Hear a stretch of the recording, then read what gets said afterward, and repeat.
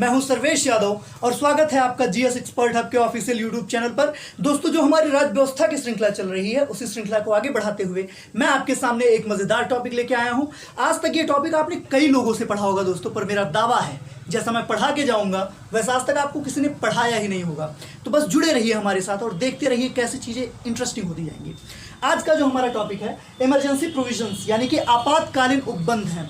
देश में किस स्थिति में आपातकाल का प्रावधान किया जाता है, कैसे स्थिति में आपात उपबंध किए जाते हैं, हम पढ़ेंगे इसके बारे में। तो दोस्तों बता दें कि भारत के संविधान में जो आपातकालीन उपबंध किए गए हैं वो भारतीय संविधान के भाग 18 में किए गए हैं। इस भाग को याद रखिएगा दोस्तों, भाग 18 बहुत महत्वपूर्ण है, ठीक है। तो आपात का जो उपबंध किया गया है भाग 18 में किया गया है और भाग 18 में अनुच्छेद 352 से लेके दोस्तों अनुच्छेद 360 तक का प्रावधान है। आर्टिकल 352 टू आर्टिकल 360 ये आपको पूरा प्रावधान मिलेगा आपातकालीन उपबंधों के बारे में। यदि बात की जाए कि भारतीय संविधान में आपातकालीन उपबंध किस देश से जोड़े गया, किस देश से लिया गया, किस देश से अपनाया गया है आपातकालीन उपबंध, ताकि अगर देश में आकस्मिकता की स्थिति उत्पन्न हो जाए तो किस तरह से हम अपने देश को उस आकस्मिक स्थिति से बाहर निकालेंगे, इसका उपबंध किस देश से लिया गया है दोस्तों। तो आपातकालीन उपबंध लिया गया है जर्मनी से। इस बात को नोट कर लीजिए दोस्तों, जब भी मैं पढ़ाऊं तो कॉपी और पेन साथ लेके बैठिएगा, क्योंकि जो मैं बता के जाऊंगा दोस्तों और कोई बताएगा नहीं। तो आपातकालीन उपबंध जो कि भाग 18 में वर्णित है, जिसका विवरण अनुच्छेद 352 से लेकर 360 तक प्राप्त होता है, यह विवरण हमें जर्मनी के संविधान से मिला है। कहां से दोस्तों? जर्मनी के संविधान से, ठीक है। क्योंकि सबसे पहले आपातकालीन जो उपबंध का प्रावधान था वह जर्मनी ने अपने संविधान में किया था और वहीं से जर्मनी के ही संविधान से इसे भारत के संविधान में अपना लिया गया है दोस्तों। अब बात की जाए कि आपातकालीन होते कितने प्रकार के हैं, आपातकालीन उपबंध कितने प्रकार के हैं, या किसी देश में कितने प्रकार के आपात उपबंध किए जा सकते हैं, तो दोस्तों भारत में आपात के 3 उपबंध बताए गए हैं। यानी कि अगर बात किया जाए आपातकाल के प्रकार का कि आपातकाल कितने प्रकार के होते हैं, तो हम बताएंगे कि आपातकाल 3 प्रकार के होते हैं। आपातकाल के प्रकार दोस्तों हेडिंग डाल लीजिएगा, आपातकाल के प्रकार कितने प्रकार हैं दोस्तों, मैंने अभी जस्ट आपको बताया। आपातकाल के 3 प्रकार हैं। एक जिसे हम नेशनल इमरजेंसी के रूप में जानते हैं, दूसरा हम प्रेसिडेंट लॉ के बारे में जानते हैं और तीसरा फाइनेंशियल इमरजेंसी के बारे में जानते हैं। ये 3 ही प्रावधान है किसी भी देश के लिए जो आपातकालीन उपबंध कर सकते हैं, ठीक है। तो बस हम उसी के बारे में जानेंगे और उसी के बारे में पढ़ेंगे दोस्तों। तो आइए देखते हैं पहले प्रावधान के बारे में। तो पहला प्रावधान है दोस्तों बाह्य आक्रमण। किसी देश में बाह्य आक्रमण हो जाए यानी कि विदेशी आक्रमण कर दें, उस स्थिति में या सशक्त विद्रोह हो जाए। सशक्त विद्रोह, वैसे भी आपको एक चीज बता दो दोस्तों कि जो सशक्त विद्रोह का नाम आज आप पढ़ते हैं अपने भारतीय संविधान में, यह पहले से नहीं था। पहले इसे आंतरिक अशांति का नाम दिया गया था। जब 44वां संविधान संशोधन वर्ष 1978 में किया गया तो वहां पे आंतरिक अशांति को हटा के सशक्त विद्रोह शब्द को जोड़ा गया है दोस्तों। तो यह भी कभी कभी पूछ लिया जाता है कि सशक्त विद्रोह को किस शब्द के स्थान पर स्थानांतरित किया गया है, तो सशक्त विद्रोह को आंतरिक अशांति के स्थान पर स्थानांतरित किया गया है। बाह्य आक्रमण सशक्त विद्रोह के कारण उत्पन्न आपातकाल यानी कि बाह्य आक्रमण की स्थिति में या सशक्त विद्रोह की स्थिति में किसी देश में जो आपातकाल उत्पन्न होता है उसी को हम राष्ट्रीय आपातकाल कहते हैं। क्या कहते हैं दोस्तों? उसे हम बोलते हैं राष्ट्रीय आपातकाल। और राष्ट्रीय आपातकाल का विवरण भाग 18 के अनुच्छेद 352 में मिलेगा आपको, आर्टिकल 352 में। अभी सबके बारे में दोस्तों विस्तृत चर्चा करेंगे, बस पहले ये देख लीजिए कि आपातकाल के प्रकार कितने होते हैं, ठीक है। तो ये पहला प्रकार हुआ नेशनल इमरजेंसी, राष्ट्रीय आपातकाल, जिसका विवरण हमें आर्टिकल 352 में पढ़ना है दोस्तों। दूसरा है जब राज्य का प्रशासन संविधान के अनुसार ना चल सके, संविधान के अनुरूप ना चल सके, यानी कि किसी भी राज्य का जो शासन व्यवस्था है, प्रशासन व्यवस्था है, प्रणाली है, या राज्य सरकार असमर्थ हो जाए अपने राज्य की स्थिति को संभालने के लिए, तो ऐसे केस में जो आपातकाल उत्पन्न होता है उसी को हम राष्ट्रपति शासन के अंतर्गत रखते हैं। उस समय क्या होता है, जब राज्य संवैधानिक तंत्र को चलाने में विफल हो जाती है तो उस राज्य की सभी बागडोर राष्ट्रपति अपने हाथ में ले लेता है और इसी को हम राष्ट्रपति शासन का नाम देते हैं दोस्तों। ठीक है, तो यहां पे लिख लीजिए कि जब राज्य का प्रशासन संविधान के अनुरूप ना चले तो देश में लगने वाला देश में उत्पन्न होने वाला आपात, तो देश में उत्पन्न होने वाला आपातकाल क्या होता है दोस्तों, राष्ट्रपति शासन।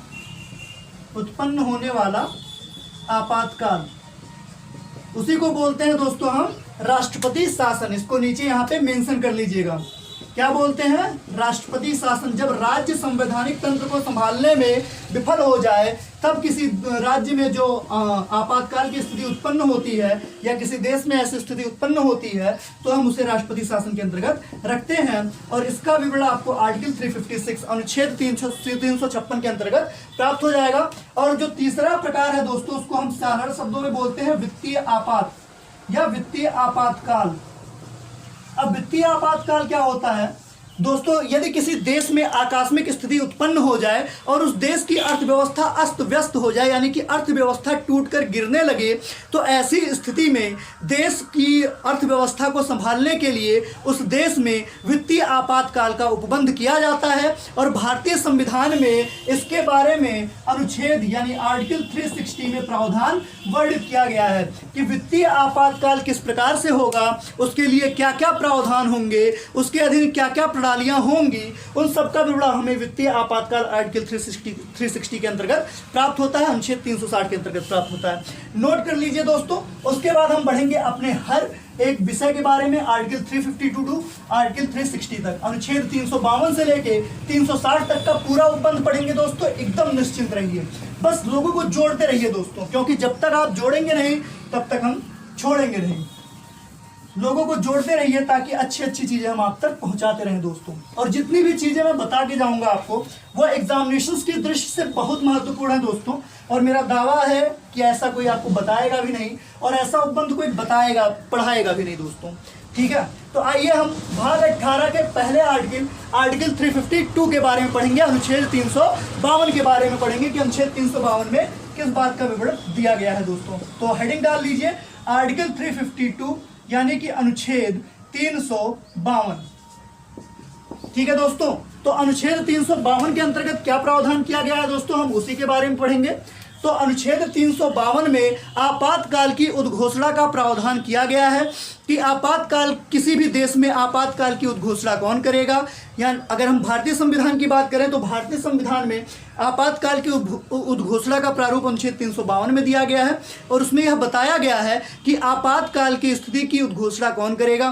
तो हम सभी जानते हैं दोस्तों कि आपातकाल की उद्घोषणा भारत का राष्ट्रपति ही करता है। ठीक है, उसके लिए क्या क्या प्रावधान होंगे, आपातकाल के प्रभाव क्या होंगे, इन सभी का विवरण ही हम इसके अंतर्गत पढ़ते हैं।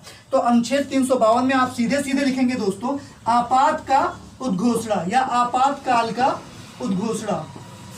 इस तो लिख लीजिए आपातकाल की उद्घोषणा किसके द्वारा की जाएगी दोस्तों, भारत के राष्ट्रपति के द्वारा की जाएगी। ठीक है, किसी भी मतलब भारत में जब भी आपातकाल की घोषणा की जाएगी भारत के राष्ट्रपति के द्वारा की जाएगी। इस बात को नोट कर लीजिए, फिर हम देखते हैं कि इसके अंतर्गत किन बातों को निहित किया जाता है दोस्तों।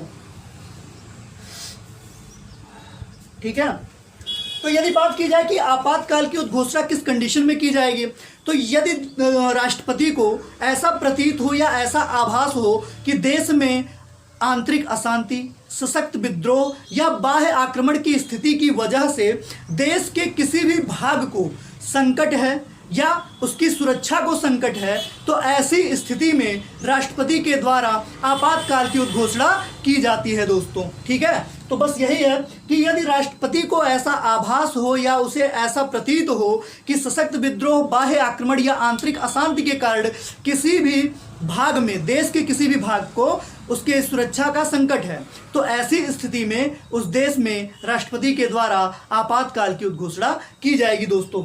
इसी को हम बोलते हैं आपातकाल की उद्घोषणा। ठीक है दोस्तों, तो इस बात को नोट कर लीजिए कि आपातकाल की उद्घोषणा किसके द्वारा की जाएगी, तो यह की जाएगी राष्ट्रपति के द्वारा।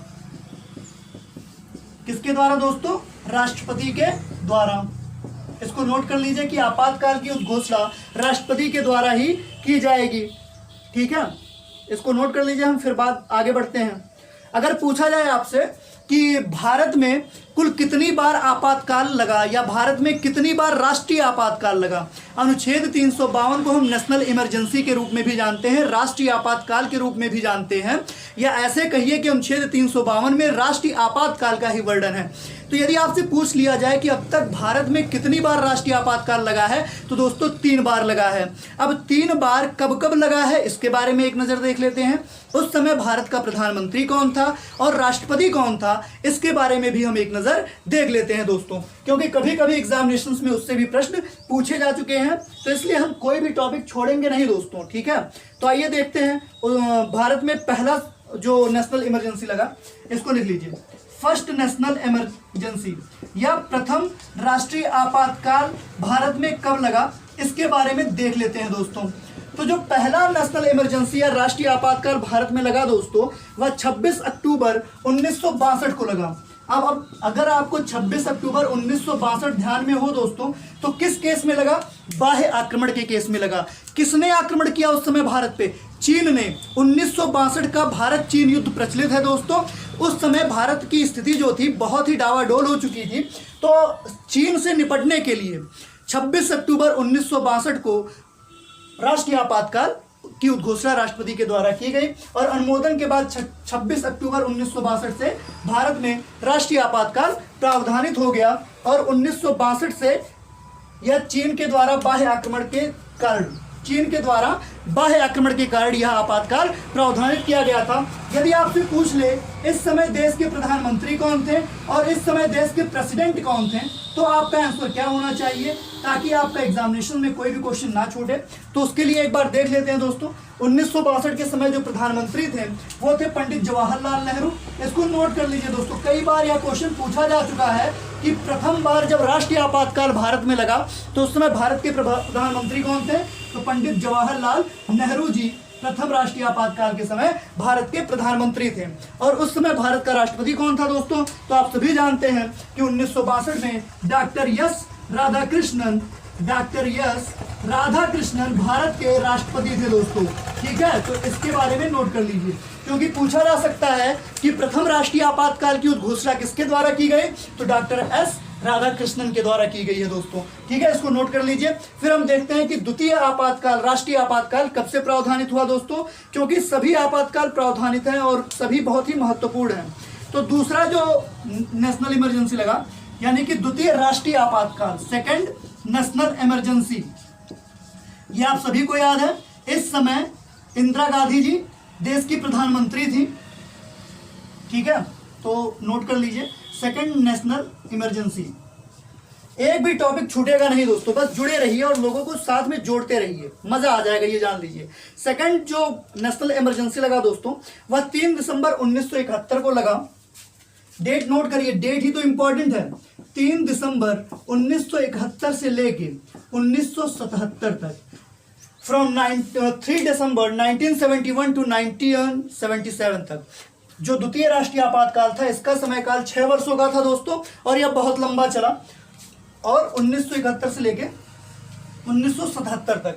अब बात कर लेते हैं कि उस समय भारत का राष्ट्रपति कौन था या किसके द्वारा यह राष्ट्रीय आपातकाल की उद्घोषणा की गई, यह भी तो महत्वपूर्ण है दोस्तों जानना। ठीक है, तो आइए देख लेते हैं पीएम और प्रेसिडेंट के बारे में। Who is the PM in second national emergency period and who is the president at that time. ठीक है दोस्तों, कुछ भी मिस नहीं करेंगे और कुछ भी छोड़ेंगे नहीं दोस्तों, ऐसा कोई भी टॉपिक नहीं बचेगा जो छूट जाए। तो उस समय तो देश की प्रधानमंत्री थी इंदिरा गांधी, और उस समय देश के राष्ट्रपति थे वीवी गिरी जी, नोट कर लीजिए। ठीक है दोस्तों, उसके बाद हम बढ़ेंगे तीसरे नेशनल इमरजेंसी की तरफ, यानी कि तीसरा राष्ट्रीय आपातकाल, थर्ड नेशनल इमरजेंसी। ये सब महत्वपूर्ण है दोस्तों, एक भी टॉपिक बचना नहीं चाहिए, छूटना नहीं चाहिए किसी भी हाल में। तीसरा जो आपातकाल लगा दोस्तों, राष्ट्रीय आपातकाल, वो 25 जून 1975 से लेके 1977 तक प्रभावित रहा। 25 जून 1975 से लेके 1977 तक इसका 2 वर्षों का यह जो आपातकाल था 2 वर्षों के लिए था।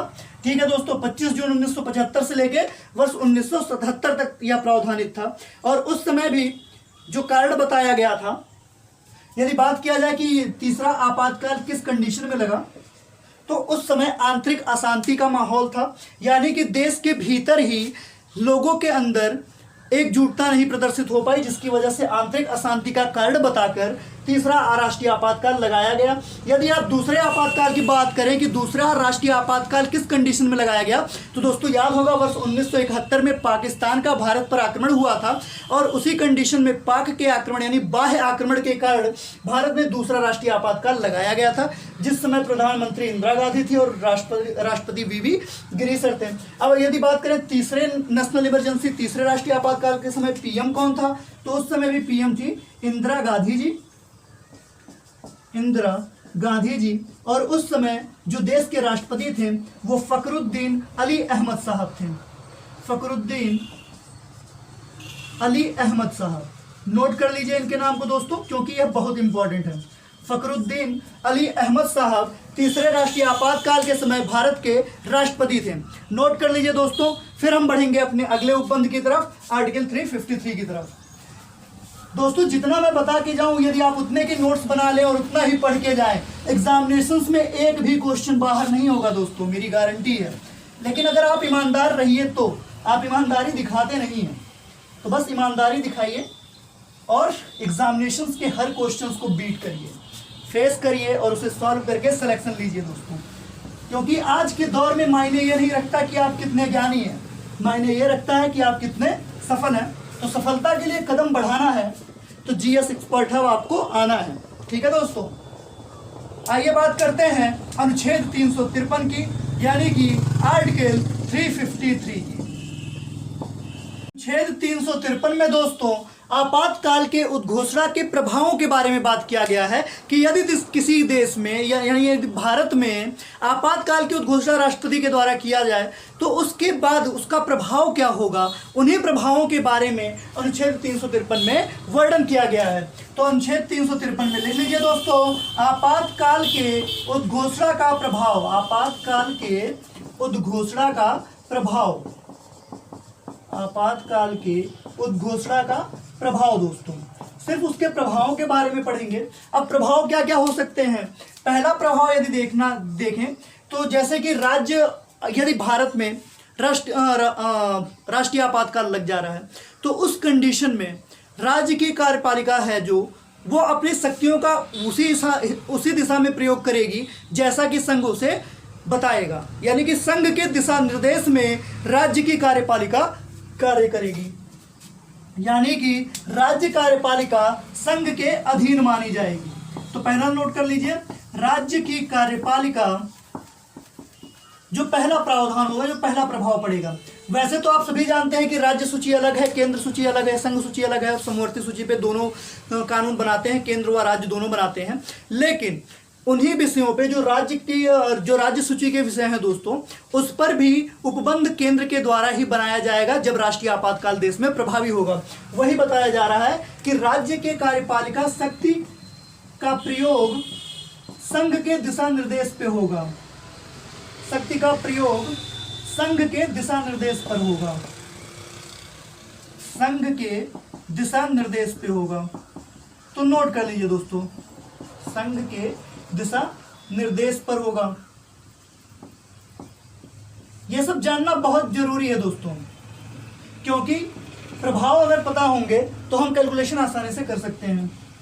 ठीक है, तो पहला जो प्रभाव पड़ेगा, राज्य की कार्यपालिका शक्ति का प्रयोग संघ के दिशा निर्देश पर होगा, यानी कि राज्य कार्यपालिका का जो भी कार्यभार होगा वह संघ खुद देखेगा। और दूसरा जो प्रभाव पड़ेगा, जो दूसरा फर्क पड़ेगा, संसद किसी भी विषय पर कानून बनाने के लिए, विधि बनाने के लिए स्वतंत्र हो जाएगी, यानी कि जैसा संसद विधि बनाएगी, संसद विधि पूरे भारत में लागू होगी।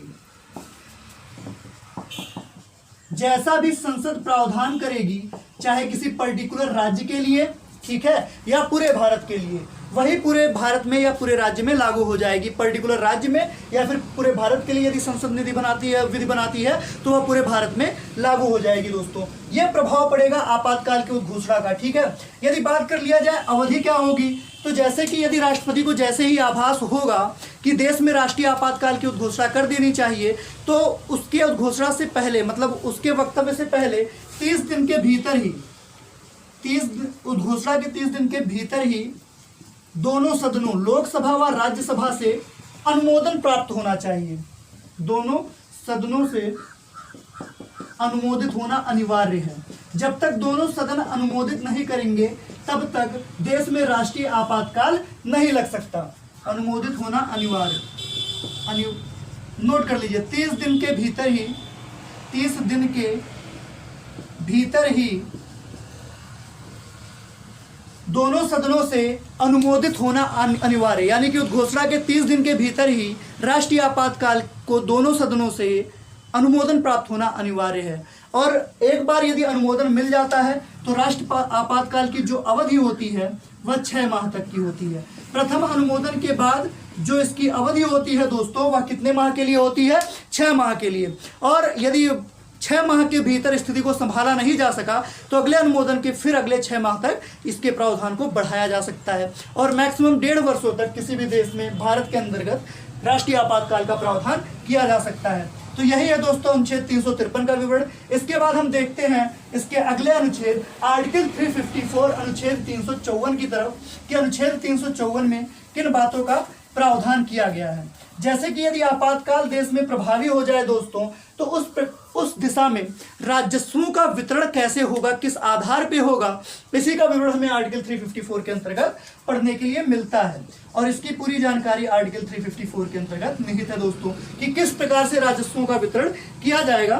तो इसमें लिख लीजिए कि जब आपात की उद्घोषणा प्रवर्तन में हो, यानी कि चलायमान हो, चल रहा हो देश में आपात की उद्घोषणा, तो लिख लीजिए इसको, जैसा मैं लिख रहा हूं सेम वैसा लिखिएगा दोस्तों। ठीक है, जब आपात की उद्घोषणा प्रवर्तन में हो, जब आपात की उद्घोषणा प्रवर्तन में हो,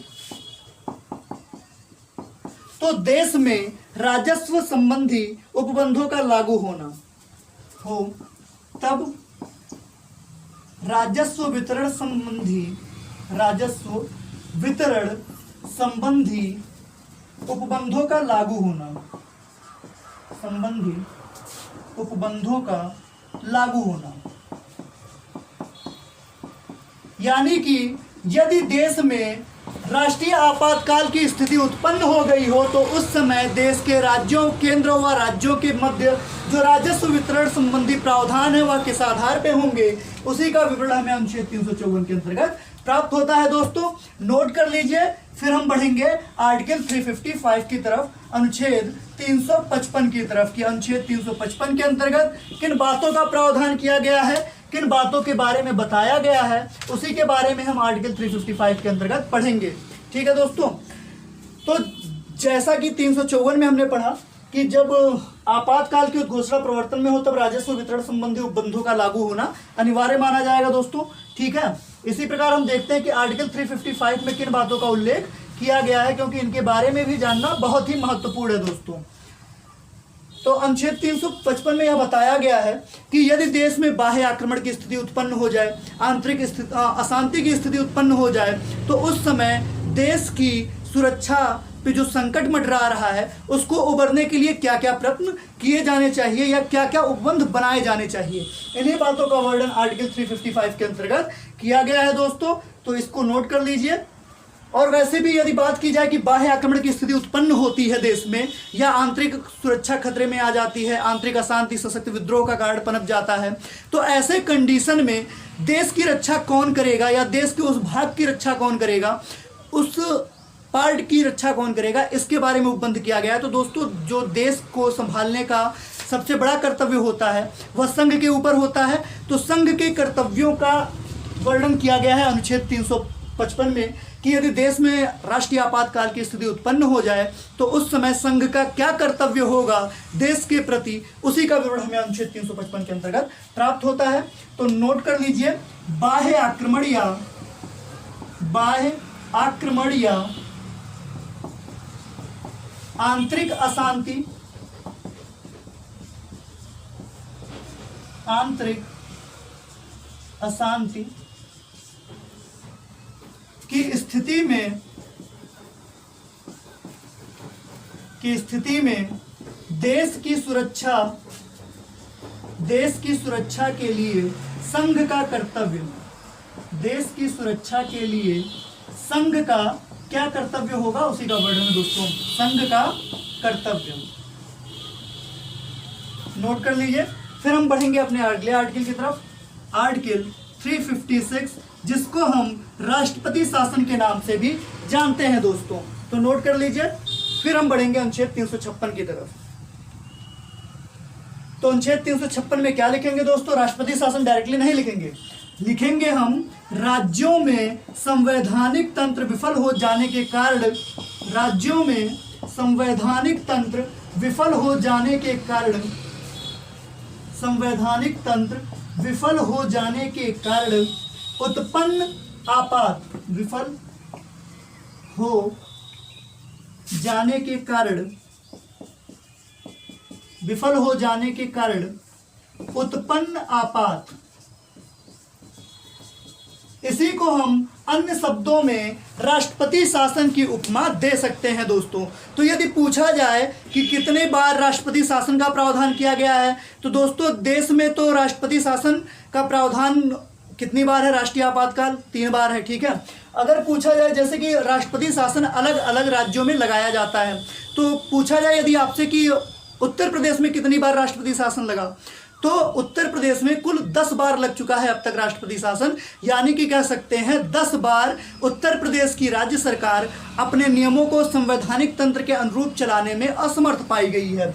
उसी बातों का वर्णन आर्टिकल 356 के अंतर्गत किया गया है कि यदि राज्यों में संवैधानिक तंत्र विफल हो जाए तो ऐसी स्थिति में राज्य के कार्यपालिका की जो शक्ति है वो राष्ट्रपति के हाथों में चली जाती है, और राष्ट्रपति उस राज्य के लिए नियम व कानून बनाता है, जिसे हम राष्ट्रपति शासन के रूप में जानते हैं दोस्तों, ठीक है। और ऐसा किस कंडीशन में होगा? तो ऐसा उस कंडीशन में होगा जब उस राज्य के, पर्टिकुलर राज्य के, जैसे किसी भी राज्य की बात कर ली जाए, उत्तर प्रदेश की बात कर लेते हैं, यदि उत्तर प्रदेश के राज्यपाल को ऐसा प्रतीत हो कि जो राज्य सरकार है वह अपने कर्तव्यों का निर्वहन संवैधानिक नियमों के आधार पर नहीं कर पा रही है, संविधान के अनुसार नहीं कर पा रही है, और उत्तर प्रदेश की बागडोर संवैधानिक तंत्र के हिसाब से नहीं चला पा रही है, तो ऐसे केस में राज्यपाल महोदय राष्ट्रपति को एक प्रतिवेदन देंगे कि उत्तर प्रदेश की राज्य सरकार अपने राज्य की बागडोर संभालने में असमर्थ है या सरकार चलाने में असमर्थ है। तो उस प्रतिवेदन की प्रक्रिया में राष्ट्रपति उस राज्य का बागडोर अपने हाथों में ले लेंगे और उस राज्य के सभी कृत्यों और विधियों पर सीधा सीधा हक राष्ट्रपति का हो जाएगा, और इसी को हम राष्ट्रपति शासन की संज्ञा देते हैं दोस्तों। यही है अनुच्छेद 356 के अंतर्गत व्याख्यात बातों का संदर्भ। आइए हम बढ़ते हैं अपने अगले आर्टिकल की तरफ, आर्टिकल 357 की तरफ। यदि पूछ लिया जाए कि यदि किसी राज्य में राष्ट्रपति शासन लग गया हो तो ऐसे कंडीशन में दोस्तों उस राज्य की विधानमंडल की विधियां क्या प्रभावी होंगी, या विधानमंडल की जो शक्तियां हैं क्या वह प्रभाव में रहेंगी? तो दोस्तों इसके लिए सीधा सा जवाब है कि यदि किसी राज्य में राष्ट्रपति शासन कार्यरत हो या राष्ट्रपति शासन लग गया हो, तो ऐसी स्थिति में राज्य विधानमंडल की जो शक्तियां होती हैं वह संसद के द्वारा निर्मित विधियों के अधीन हो जाती हैं, यानी कि उस राज्य विधानमंडल की सारी शक्तियां छीड़ हो जाती हैं, और जैसा भी संसद उस राज्य के लिए विधि बनाएगी वह उसी के अनुरूप कार्य करेगी, और उसी के आधार पर उस राज्य की सरकार का निर्वहन किया जाएगा और उस राज्य की बागडोर संभाली जाएगी। यह सब अनुच्छेद 356 के अंतर्गत वर्णित है दोस्तों, और इसी को हम राष्ट्रपति शासन की संज्ञा देते हैं, ठीक है। आइए बढ़ते हैं अगले आर्टिकल की तरफ, जिसका नाम है अनुच्छेद 357। अब कहिए सर अनुच्छेद का कब से नाम होने लगा? तो नामकरण नहीं है दोस्तों, बस आर्टिकल की बात की जा रही है, आर्टिकल 357। तो आर्टिकल 357 में क्या बताया गया है दोस्तों कि जो अनुच्छेद 356 में, आर्टिकल 356 में जो राष्ट्रपति शासन की शक्तियों का प्रयोग बताया गया है, उस शक्ति के अधीन किन किन प्रावधानों को रखा गया है, उन्हीं बातों को बताया गया है आर्टिकल 357 के अंतर्गत। तो यह उतना इंपॉर्टेंट नहीं है, पर लिख लीजिए दोस्तों जो इसके लिए जरूरी चीज है। तो लिख लीजिए आर्टिकल 356 के अधीन, यानी अनुच्छेद 356 के अधीन, अनुच्छेद 356 के अधीन की गई उद्घोषणा के अधीन, अनुच्छेद 356 के अधीन की गई उद्घोषणा, की गई उद्घोषणा के अधीन विधायी शक्तियों का प्रयोग, यानी जैसा विधि बनाया जाएगा उसी शक्ति का प्रयोग किया जाएगा। विधायी शक्तियों का प्रयोग, विधायी शक्तियों का प्रयोग नोट कर लीजिए दोस्तों। यही वर्णन है अनुच्छेद 357 में कि अनुच्छेद 356 में जो भी विधि बनाई जाएगी उस विधि का प्रयोग किस प्रकार से किया जाएगा, किस दिशा में किया जाएगा, उसी का वर्णन हमें 356 के अंतर्गत 57 के अंतर्गत प्राप्त होता है दोस्तों। अब देखते हैं अनुच्छेद 358 में क्या बताया गया है। तो अनुच्छेद 358 में बताया गया है दोस्तों, यदि देश में राष्ट्रीय आपातकाल प्रावधानित हो, राष्ट्रपति शासन लगा हो, तो ऐसे कंडीशन में अनुच्छेद 19 पूरी तरह से प्रतिबंधित कर दिया जाता है। वाक्य एवं अभिव्यक्ति की जो स्वतंत्रता होती है उस पर पूरी तरह से प्रतिबंध लगा दिया जाता है। आदमी ना बोल सकता है और ना ही अपनी बातों को अभिव्यक्त कर सकता है, क्योंकि उस समय सबसे अधिक महत्वपूर्ण वाक्य एवं अभिव्यक्ति होती है। तो उस देश या उस राज्य की स्थिति को संभालने के लिए उस पर लगाम लगाना आवश्यक हो जाता है, और इसी के मायने में अनुच्छेद 19 को प्रतिबंधित कर दिया जाता है दोस्तों। तो अनुच्छेद 358 में आप क्या लिखेंगे, आप लिखेंगे आपात के दौरान अनुच्छेद 19 के उपबंधों का निलंबन। ठीक है दोस्तों, लिख लीजिए आपात के दौरान, यानी आपातकाल के दौरान। ये मत कहिएगा सर आधा बोल रहे हैं तो हम भी आधा ही लिखें, आप आपातकाल भी लिख सकते हैं। आपात के दौरान अनुच्छेद 19 के उपबंधों का निलंबन, अनुच्छेद 19 के उपबंधों का निलंबन नोट कर लीजिए दोस्तों। फिर हम बढ़ेंगे अपने अगले आर्टिकल की तरफ, आर्टिकल 359 की तरफ। आर्टिकल 359, मेरी हेड राइटिंग उतनी अच्छी नहीं है दोस्तों, पर आप अपनी कोशिश करिएगा अच्छी बनाने की, ठीक है। राइटिंग से मतलब नहीं है, लेखन कला से मतलब नहीं है, मतलब होना चाहिए ज्ञान से, आपको जो मिल रहा है, जो आपके एग्जामिनेशंस के लिए बहुत ही महत्वपूर्ण है दोस्तों। नोट कर लीजिए। फिर हम बढ़ते हैं 359 की तरफ।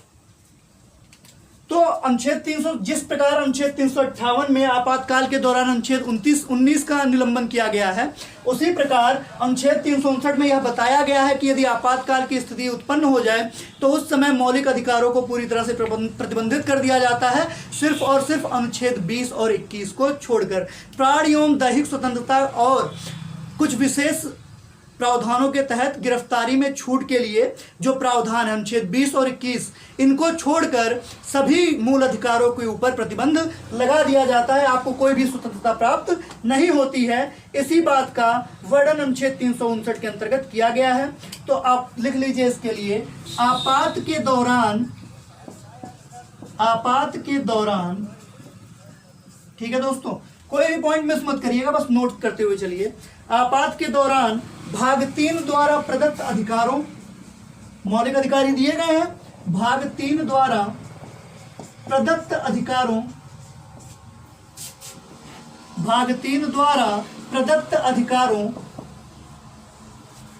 भाग 3 द्वारा प्रदत्त अधिकारों के प्रवर्तन का निलंबन, के प्रवर्तन का निलंबन, के प्रवर्तन का निलंबन। लेकिन इसमें अपवाद क्या है दोस्तों, अनुच्छेद 20 और 21 को छोड़कर। लिख लीजिएगा अनुच्छेद 20 व अनुच्छेद 21 को छोड़कर, अनुच्छेद 21 को छोड़कर, इसको नोट कर लीजिए।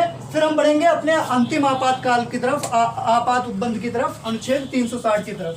तो आर्टिकल 360 की, अनुच्छेद 360 की, क्या अनुच्छेद 360 में क्या बताया गया है, तो सीधे सीधे लिखिएगा। अनुच्छेद 360 में वित्तीय आपात का उपबंध दिया गया है। वित्तीय आपात उपबंध, वित्तीय आपात का उपबंध।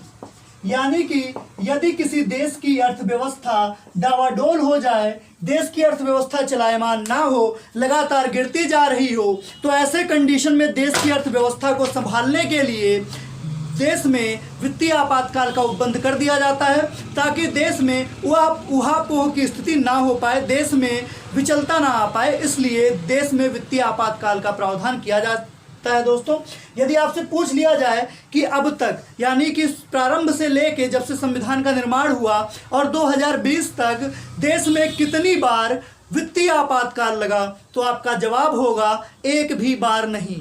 यानी कि आज तक वित्तीय आपातकाल की संख्या भारत में 0 है। दोस्तों, एक भी बार भारत में वित्तीय आपातकाल का प्रावधान नहीं किया गया है। बस संविधान के भाग 18 के अनुच्छेद 360 में वित्तीय आपात की स्थिति में क्या उपबंध किए जाने चाहिए उसका विवरण दे दिया गया है कि यदि ऐसी कोई स्थिति उत्पन्न होती है तो उस कंडीशन में वित्तीय आपातकाल के लिए उपबंध क्या होंगे, उसी का प्रावधान अनुच्छेद 360 में किया गया है। तो भाग 18 में जो आपातकाल के उपबंध दिए गए हैं दोस्तों, उसका पूरा विवरण आपके सामने है। इसको पूरी तरह से पढ़ लीजिएगा, 2-3 बार रिवाइज करिए, लिखिए और याद करने की कोशिश करिए, क्योंकि यही आपको आगे बढ़ाएगा। ठीक है दोस्तों, तो यदि आपको वीडियो अच्छी लगी हो तो लाइक करिए, शेयर करिए और अधिक से अधिक लोगों को हमारे साथ जोड़ने का प्रयास करिए। बहुत बहुत धन्यवाद दोस्तों।